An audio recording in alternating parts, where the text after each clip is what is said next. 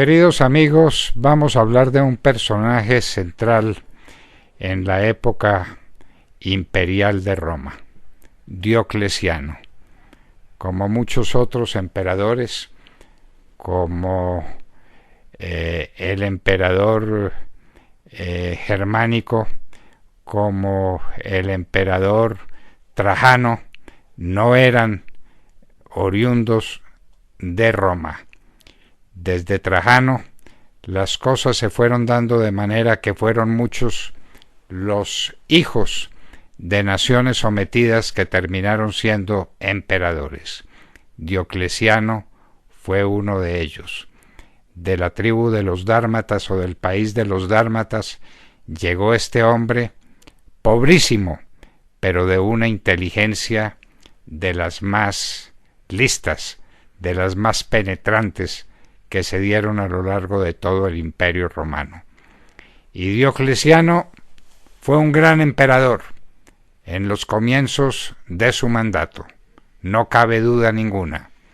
Su inteligencia, su perspicacia, su capacidad de trabajo hizo de su gobierno, que empezó por los años 282 y 283 de nuestra era, hizo de Roma una potencia singular y extraordinaria. Diocleciano. Pero vino la decadencia con los años. Los años suelen traer la decadencia. Y Diocleciano se vio en esa condición. ¿Quién eran los culpables o quiénes eran los culpables de la decadencia de Roma, de los problemas enormes que Roma tenía que soportar? Inclusive vinieron atentados. Uno de ellos que le prendió fuego al palacio de Diocleciano, del mismo Diocleciano, en Nicomedia. Entonces vino la gran falacia. Quienes son los culpables de esta tragedia son los cristianos. Los cristianos habían recibido de tiempo atrás la condición de ciudadanos y podían ejercer tranquilamente su culto, y lo estaban desarrollando así. Pero eran los acusados de excepción para una situación excepcional. Diocleciano cayó en la trampa de Galera y de quienes lo acompañaban más de cerca, y los cristianos resolvieron o terminaron siendo los grandes perseguidos. Y en un día como hoy, en el año 302 de nuestra era, fue presa del fuego la grande iglesia, la catedral de Nicomedia, donde estaba el propio Diocleciano. A los cristianos les quitaron todo, y Diocleciano empezó la persecución con los cristianos a base de edictos. En su primera etapa fueron edictos muy duros, edictos que castigaban con toda rudeza el ser cristiano, pero que no condenaban a la muerte a nadie. El primero y el segundo edicto. El destierro para muchos, castigos corporales de distinta índole, prisión contra los cristianos. Pero en la primera época de Diocleciano no se condenaba a muerte a nadie.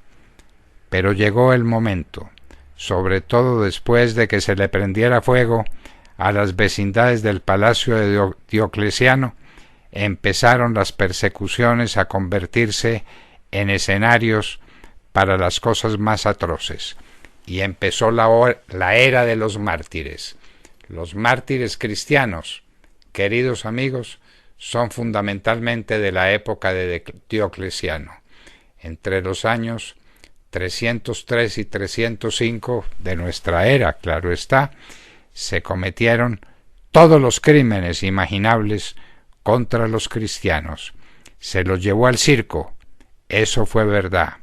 Se los asesinó, se los quemó vivos, después de prohibirles el culto religioso, después de someterlos a toda clase de vejaciones y de limitaciones, vino la muerte, y con la muerte la época de los mártires. Diocleciano mismo se admiraba, él que no quería la muerte de los cristianos en su primera etapa, él, un hombre inteligente y sabio, tenía que presenciar cómo los cristianos eran condenados a muerte por obra de sus inmediatos seguidores.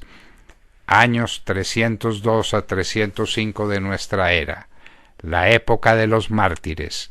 Los mártires cristianos lo fueron, especialmente en la época de Diocleciano, un emperador sabio y capaz que no quiso nunca la muerte de los cristianos, pero a eso lo condujeron los hombres de su entorno y las circunstancias. Nada más peligroso que un hombre desesperado y que un anciano que ya no es capaz de manejar su imperio. Esa fue la historia de Diocleciano, que termina muy poco después de la persecución a los cristianos en el año 305 de nuestra era, habrá que decirlo otra vez.